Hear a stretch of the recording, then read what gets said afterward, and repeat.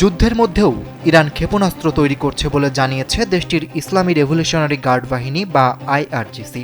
শুক্রবার এক বিবৃতিতে তারা জানিয়েছে, যুদ্ধকালীন সময়েও তাদের ক্ষেপণাস্ত্র তৈরি থেমে নেই, পুরোদমে উৎপাদন চলছে।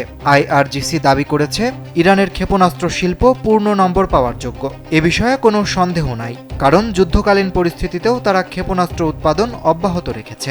এর আগে বৃহস্পতিবার ইসরায়েলের প্রধানমন্ত্রী বেনিয়ামিন নেতানিয়াহু দাবি করেছেন, ইরানের আর ব্যালিস্টিক ক্ষেপণাস্ত্র তৈরির সক্ষমতা নেই।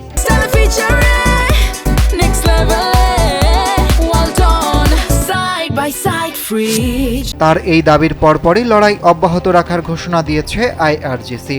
তারা বলেছে, ইরানের মানুষ চায় শত্রুরা পুরোপুরি নিঃশেষ না হওয়া পর্যন্ত লড়াই চলুক। ইরান থেকে যুদ্ধের ছায়া সরে গেলেই কেবল এই যুদ্ধের সমাপ্তি ঘটবে।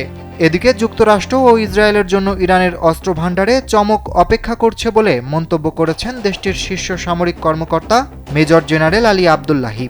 তিনি বলেন, ইরানের সশস্ত্র বাহিনী ইতোমধ্যেই এর একটি নমুনা দেখিয়েছে।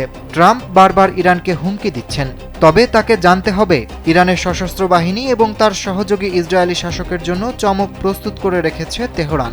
জেনারেল আলী আবদুল্লাহি আরও বলেন, ইরানের আকাশসীমায় মার্কিন বাহিনীর একটি অত্যাধুনিক F-35 যুদ্ধবিমানে আঘাত হানা হয়েছে, যা ইরানের সামরিক সক্ষমতার অনন্য উদাহরণ।